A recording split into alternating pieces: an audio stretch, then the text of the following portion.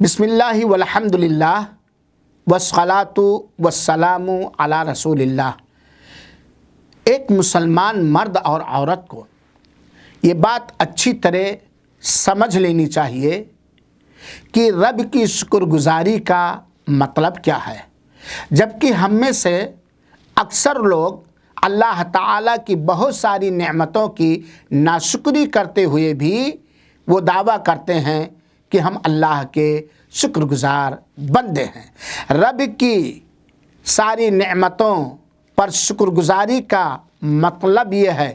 کہ اللہ تعالیٰ کی دی ہوئی زبان سے ہر حال میں الحمدللہ کہا جائے، اللہ کے حمد و ثنا بیان کی جائے، اس کی نعمتوں کا اثر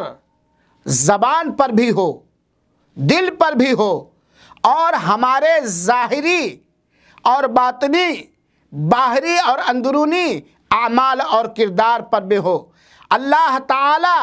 کے لیے دلوں کو ہمہ وقت بچھائے رکھا جائے، اللہ تعالیٰ کے لیے ہمہ وقت اپنے قلب و جگر اور جسم کے سارے اعضاء کو اللہ کے حکموں پر بچھائے رکھا جائے، اللہ تعالیٰ سے اس طرح محبت کی جائے جس طرح اس سے محبت کرنے کا حق ہے، اللہ تعالیٰ کی نعمتوں کا، احسانات کا اقرار اور اعتراف کیا جائے، اور اللہ تعالیٰ کی دی ہوئی نعمتوں کو، یہ رب کی شکر گزاری ہے کہ اللہ تعالیٰ کی دی ہوئی نعمتوں کو قطعاً کبھی بھی